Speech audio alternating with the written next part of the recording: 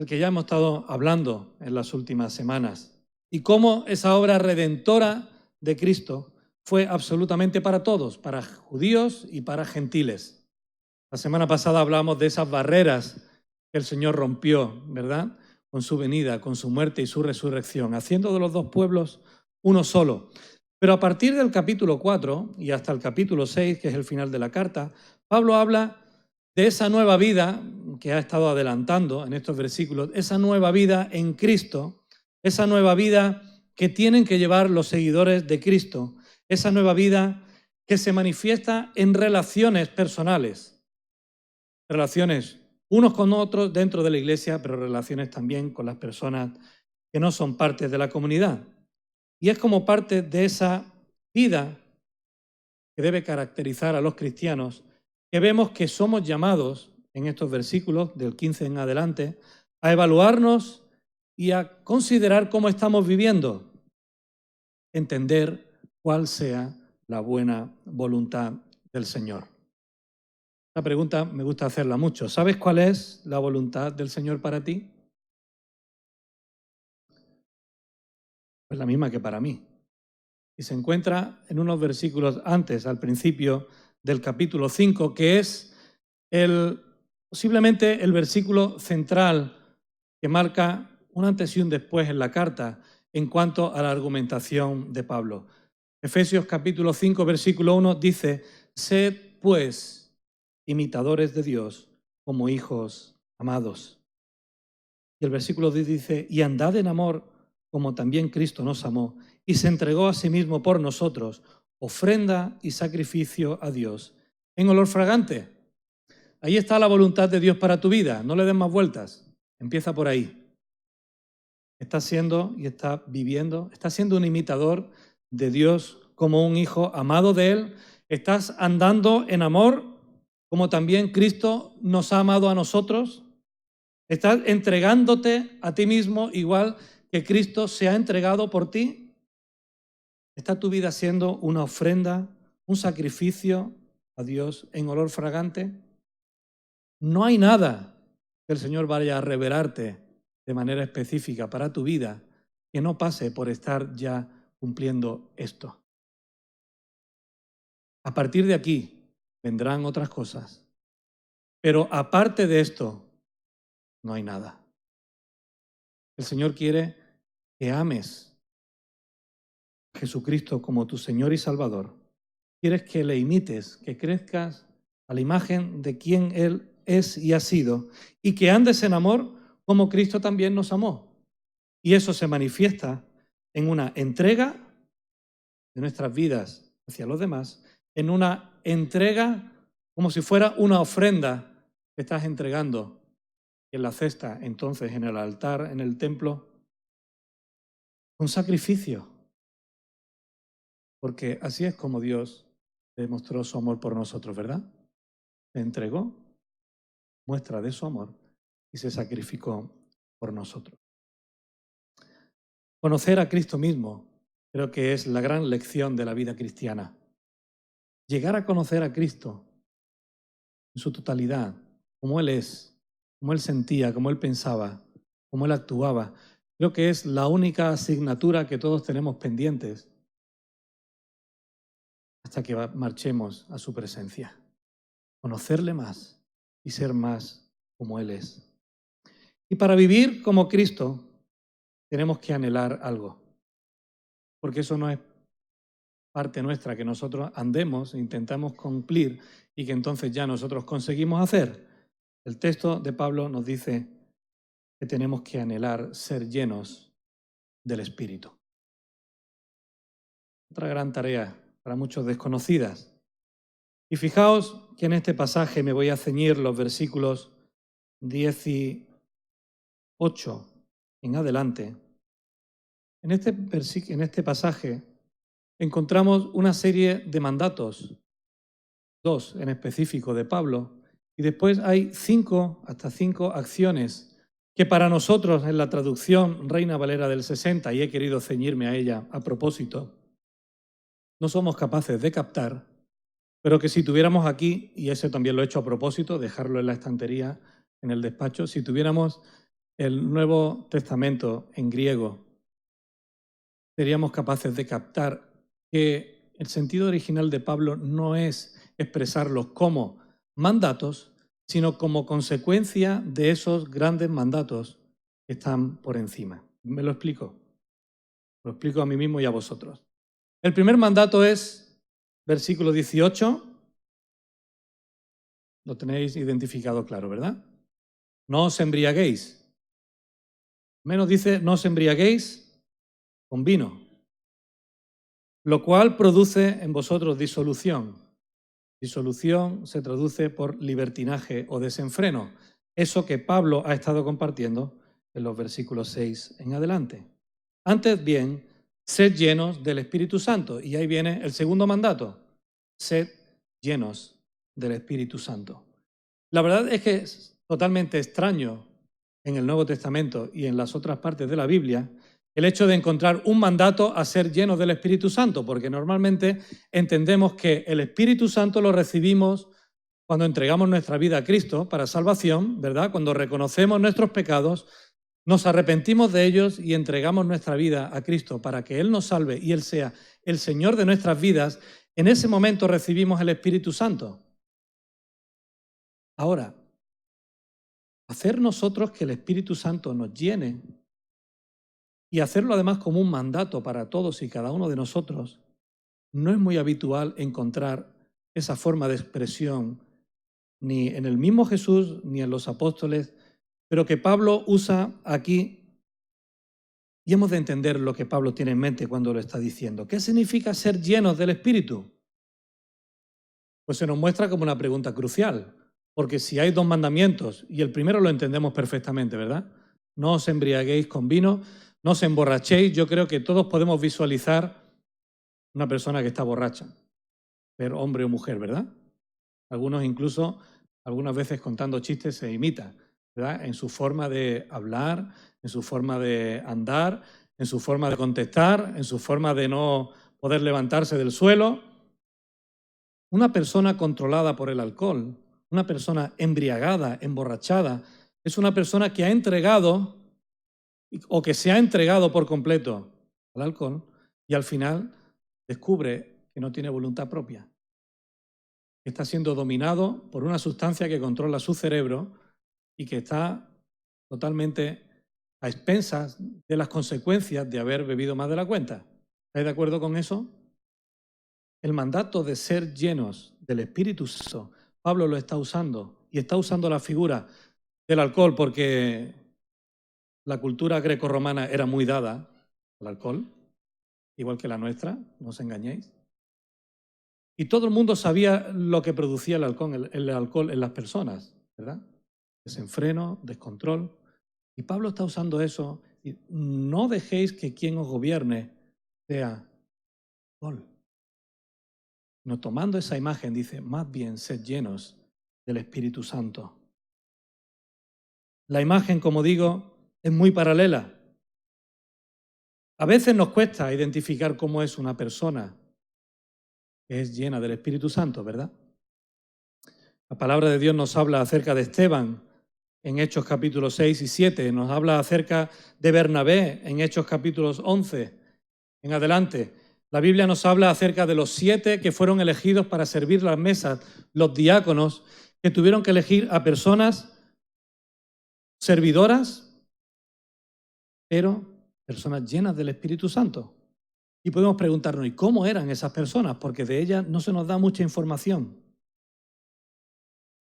Ni más ni menos, o nada más y nada menos.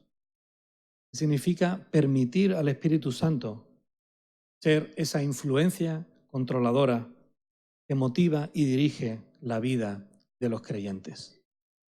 Así que, en primer lugar, ser lleno del Espíritu Santo es una actitud personal. Yo quiero que sea el Espíritu Santo quien controle, gobierne y dirija cada aspecto de mi vida. El segundo va a venir como consecuencia de lo que Pablo está hablando. El énfasis en el verbo griego de nuevo es una actitud constante, algo que tiene que marcar tu día a día. Por eso, las 5 cosas que a continuación vienen ya no están en imperativo, sino que están en gerundio, ¿vale? Y gerundio, dice el dicho arriando, que es gerundio, ¿verdad? Gerundio tiene que ver con actividad, una actividad continua. Fijaos cómo visualiza Pablo a una persona que está viviendo o siendo llena del Espíritu Santo. Lo sabemos por cómo habla, versículo 19, hablando entre vosotros con salmos, con himnos y con cánticos espirituales. Una persona que sabemos identificarla por cómo canta. Una persona que sabemos identificarla por cómo alaba a Dios. Una persona que sabemos identificarla por cómo agradece y levanta acciones de gracias continuamente a Dios. Y lo sabemos en el último versículo, en el versículo 21, una persona que identificamos que está viviendo, siendo llena del Espíritu Santo, por cómo se somete a los demás, al igual que hizo Cristo. De nuevo, una crítica constructiva a aquellos que hace siglos tradujeron y separaron nuestras Biblias en partes, se llaman perícopas. El versículo 21 va como consecuencia del 20. Va unido al 20 y es una misma frase, tiene una continuidad y, como os he dicho, tendríamos que verlo en el original griego para darnos cuenta. Ahora mi pregunta es, igual que sabemos imitar a un borracho o a una borracha, ¿sabemos o se puede llegar a imitar a una persona que está siendo guiada por el Espíritu Santo? ¿Se puede imitar el habla? Hace tiempo estábamos en una iglesia y apareció un hombre que nos dijo, yo hace muchísimos años que no vengo a la iglesia. Yo estaba cuando la iglesia se fundó, pero hace muchísimos años que no venía. Yo había escuchado hablar de él, pero siglos, ¿no? Y este hombre empezó a orar en el culto y su oración fue, Santo, santo, santo, Señor omnipotente, siempre el labio mío loores te dará. Santo, santo, santo, te adoro reverente, Dios en 3 personas, bendita Trinidad. Y yo decía, hombre, no sé si su relación con Dios es muy estrecha, pero del himno no se ha olvidado. Cantó la primera estrofa y ya, esa fue su oración. Y no estoy juzgando a esta persona porque creo que caería en un tremendo error, pero ¿se puede imitar el habla de una persona que se dice ser cristiana? ¿Hay imitación en eso? Ya os digo yo que sí. Y a veces esto no es nada en contra, al contrario, pero los que llevamos mucho tiempo en el Evangelio y vamos dando cuenta de personas que empiezan a venir a la iglesia, que entregan su vida al Señor, pronto empiezan a coger nuestros tics, nuestra forma de hablar, nuestra forma de orar, ¿verdad? Y hay personas que también están entre nosotros y que dice Primera de Juan que no son nuestros, porque saben imitar, saben infiltrarse e imitar la forma de actuar. Puede una persona cantar muy bien, y ese muy con muchas u's, ¿vale? Muy bien, y no estar viviendo conforme a lo que el Espíritu Santo espera de su vida. ¿Veis qué puede pasar? ¿Veis qué pasa? Os pongo lo contrario. Puede haber personas que canten muy mal porque Dios no le ha dado esa habilidad, pero que en su interior haya un fervor y estén viviendo su vida con un compromiso por el Señor tremendo. ¿Se puede imitar la alabanza a Dios? Pues Jesucristo tuvo que reprender a algunos, ¿verdad?, que se daban golpes en el pecho, que alzaban las manos y decía, Señor, gracias porque no me has hecho como este publicano. ¿Pensáis que eso era una alabanza a Dios? ¿O era más una fachada? Es complicado vivir agradeciendo a Dios todo lo que ocurre en tu vida. Esto sí que es uno de los signos donde no nos pueden dar gato por liebre. Es difícil alabar a Dios en el funeral de tu padre. Es difícil cerrar los ojos y darle gracias a Dios por su sustento cuando la persona más importante de tu vida ha fallecido. Es difícil adorar a Dios y darle gracias a Dios cuando estás en el lecho de la enfermedad y con la muerte llamando a la puerta.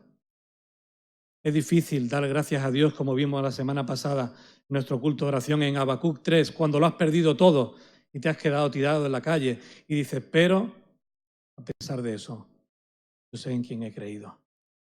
Y yo espero en el Señor. Y Señor, gracias porque si tú has permitido esto, algo tienes que trabajar en mi vida.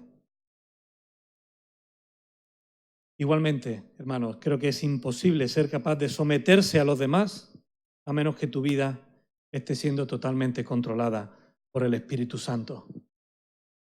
Esa es la conclusión a la que Pablo está llegando cuando habla acerca de la manera de vivir.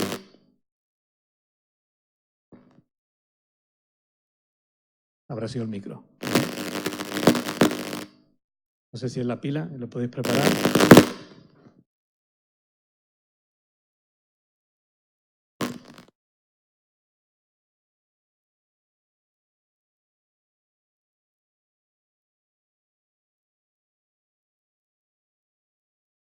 Como decía, es la consecuencia.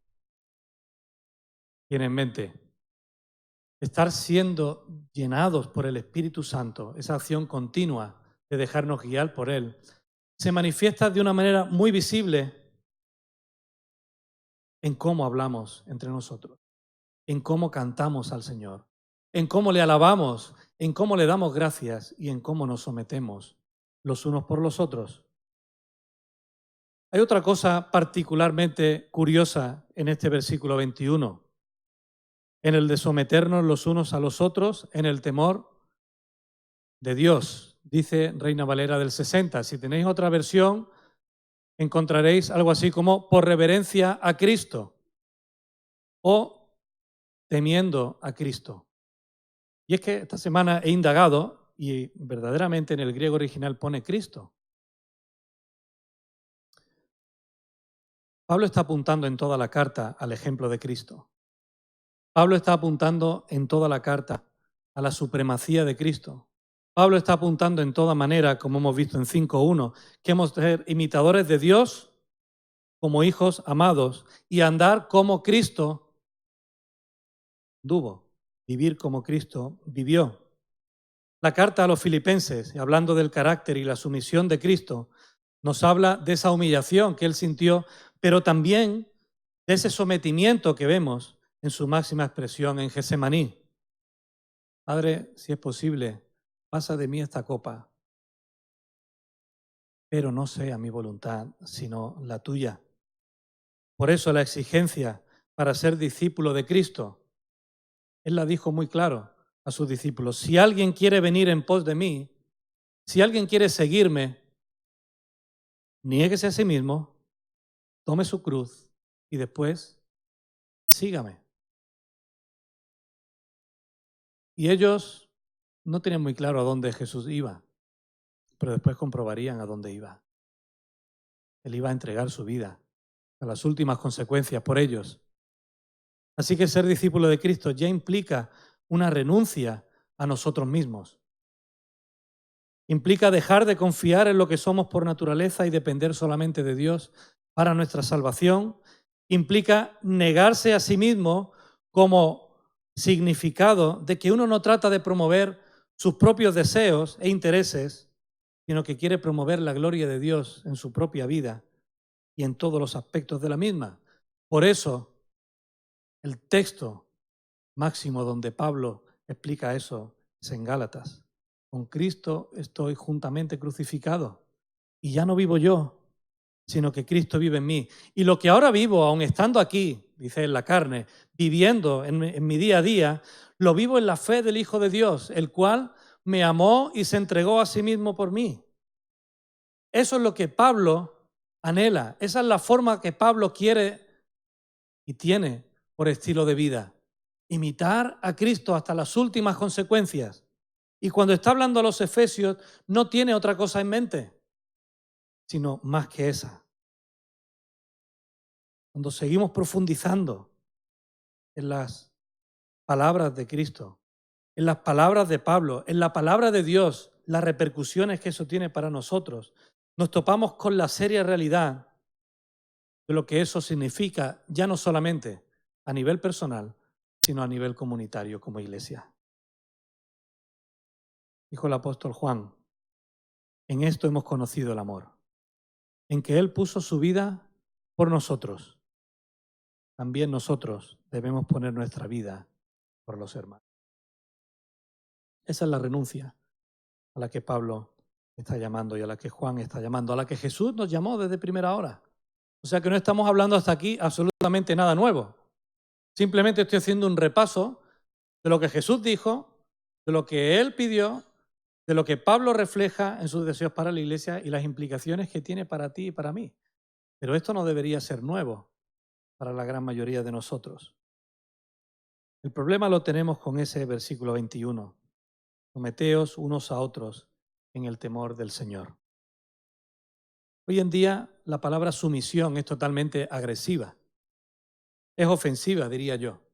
Cuando pensamos en esa palabra someter, nos transmite negatividad. Por la parte que nos toca a nosotros, debilidad, pasividad, pero por la parte que toca al otro, es un término agresivo en cuanto a lo que el otro va a hacer sobre ti. Te va a someter, va a hacer que te doblegues, va a hacer que tu voluntad quede hecha añicos. El otro va a ser el que te imponga a ti lo que tienes que hacer con tu vida. Pero hermanos, la sumisión era tan importante para los autores del Nuevo Testamento porque ésta describe el amor abnegado, la humildad y la disposición a morir. Era la disposición que ellos tenían en los primeros tiempos. Disposición a vivir en humildad delante del Señor, disposición, incluso si hacía falta, a entregar su vida y morir por los demás y por la causa del Evangelio. Y Pablo, sabéis que va a utilizar del versículo 22 en adelante el ejemplo de la familia para enseñarnos cómo hemos de aprender a someternos unos a otros.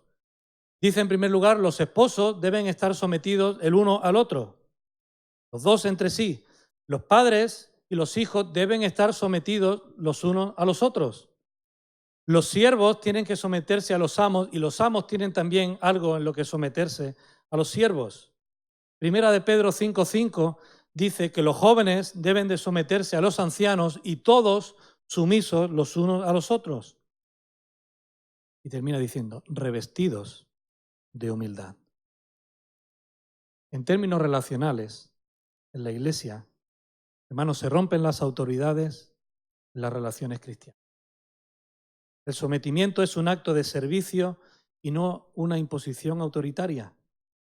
Si todos entregamos el control de nuestras vidas al Espíritu Santo, dice Pablo en el versículo 7 y 8 de este capítulo 5, que lo que va a ocurrir es que su fruto va a abundar en nosotros. Si entregamos nuestra voluntad, todos y cada uno de los que estamos aquí, a Él, su fruto abundará entre nosotros y todos nuestros ánimos de protagonismo, ¿sabréis lo que pasará? Que desaparecerán porque Él cogerá el mío, el tuyo, el del otro y el del otro y se lo habremos cedido a Él para que sea su fruto en nosotros el que salga y no nuestra propia humanidad. Por eso el sometimiento mutuo nos pone a todos en la misma escala de valor. Porque también dijo Pablo a los Gálatas que ya en Cristo no hay judío ni griego, lo vimos la semana pasada, ¿verdad? No hay esclavo ni libre, no hay varón ni mujer, porque todos vosotros sois uno en Cristo Jesús. Gálatas 3:28. Así que el sometimiento mutuo convierte el liderazgo impositivo en servicio abnegado. El sometimiento mutuo rompe el egocentrismo y nos dispone a trabajar para el bien de los demás. El sometimiento mutuo nos ayuda a abandonar nuestros derechos, supuestos derechos, para volcarnos en buscar la unanimidad de criterios. Esa clase de sumisión recíproca es amor en acción. Eso es lo que Jesús hizo por nosotros. Dejar sus derechos aparcados. No se hizo o no cogió su divinidad como cosa a que aferrarse, sino que se hizo hombre y estando en la condición de hombre, se entregó a sí mismo y se hizo siervo. Un siervo que entregó su voluntad hasta la muerte y la muerte en cruz. Así que, hermanos, el sometimiento mutuo es parte de la lucha espiritual que enfrentamos como cristianos y como iglesia. Cuando hablamos de que hemos de aprender a soportarnos, cuando hablamos de que hemos de aprender a no juzgarnos, sino de aceptarnos unos a otros, decía la semana pasada, y el culmen posiblemente sea el aprender a someternos unos a otros. Pablo lo sabe y es plenamente consciente de ello. Por eso en el capítulo 6 a los Efesios, ¿de qué habla? De la armadura de Dios. Versículos 10 en adelante. Por lo demás, hermanos míos, fortaleceos en el Señor y en el poder de su fuerza. Si esto lo intentáis por vosotros mismos, no vais a llegar a ningún sitio. ¿Por qué? Porque es fruto de estar viviendo, siendo llenos del Espíritu Santo. Si el Espíritu Santo está habitando a sus anchas en nuestras vidas, seremos capaces de aceptarnos, de recibirnos, de soportarnos hasta las últimas consecuencias. Y si no está ocurriendo en tu vida, entonces Pablo dice, entonces fortalécete en el Señor, porque es de ahí de donde viene su fuerza. Pero es que a los colosenses en el capítulo 3 le acabó hablando exactamente de lo mismo. Perseverad en la oración, velando en ella con acción de gracias. Y eso lo dice en el capítulo 3, después de hablar en el pasaje paralelo acerca del sometimiento mutuo que como cristianos tenemos que poner en práctica. Estoy concluyendo. No tengo mucho más que decir al respecto. Porque creo firmemente de que el énfasis no debe estar en aprender a someternos, sino en promover la llenura del Espíritu Santo en nuestra vida. Porque cuando eso ocurre, lo demás viene por añadidura también. Así que te invito a que consideres cómo estás viviendo, cómo está tu vida delante del Señor. Si tu deseo, como hemos cantado, y si has cantado de todo corazón, es el decirle, Señor, yo quiero promover tu gloria en mi vida sobre todas las cosas. Recuerdo esa canción, la estaba cantando y era inevitable. Recuerdo cuando en mi vida estaba batallando, juntamente con Yolanda, acerca de la voluntad del Señor para mi vida. Yo estaba trabajando y ese día era un sábado por la mañana y ya el sábado no me tocó trabajar y estaba allí en la cama y me había despertado y puse, cosa que no suelo hacer, puse los auriculares, me puse ahí en el móvil y me puse a escuchar música. No hace tanto que los móviles tenían música, así que no hace tanto tiempo. Pero ya que el móvil tenía música. Y la canción que me apareció así de modo random fue esa canción de Precioso Jesús. Y era un momento de tensión, de lucha espiritual en mi vida, porque lo que estaba en juego es si entregaba todo y nos íbamos al seminario o no entregábamos nada. Y esa canción empieza al contemplar tu obra en la cruz, tanto amor derramado, todo por mí. Con gratitud me quiero acercar. Y ahí es donde vino las palabras. Solo tengo mi vida, acéptala. No sé cómo expresarme ante tanta hermosura, rodeada de gloria, poder. Pero necesito decirte lo que siento ahora. Allí en la cama, o aquí, o en cualquier lugar, que me acerco a ti, al santo. Y reconocer, precioso Jesús, mi Redentor, amado Señor. ¿Qué dice? Eres todo para mí. Te adoraré cada día de mi vida. No puedo vivir. Esa canción no se puede cantar imitando a una persona llena del Espíritu. Esa canción no se puede cantar como una alabanza a menos que tú estés viviendo la realidad de que el Espíritu Santo sea quien gobierne tu vida y dicte los designios de tu presente y de tu futuro. Si realmente has experimentado que Jesús es precioso, si has experimentado ese amor derramado y todo por ti, solamente puedes acercarte al Señor y decirle, aquí estoy. Si no, tienes que plantearte seriamente por qué estás aquí. ¿Qué estás haciendo? ¿Por qué has venido? ¿Y qué hay de tu vida y tu relación con Él? Aprenderemos a someternos unos a otros cuando todos seamos capaces de vivir, no como yo vivo, no es eso lo que quiero transmitir, sino con la seriedad de lo que significa el Señor es nuestro Salvador, de lo que Él ha hecho por nosotros. Os propongo algo. Es la primera vez que lo hago, no sé si será la última, pero al menos la primera. Os propongo 2 temas de posible predicación para la semana que viene. ¿Cómo os quedáis? Tema 1, pautas bíblicas para que los demás me acepten, me soporten y les sea más fácil someterse a mí. Tema 2, el sometimiento mutuo en las relaciones familiares. Quiero captar qué os interesa más. Y no me digáis las 2 porque después la predicación dura 50 minutos y os quejáis, ¿eh?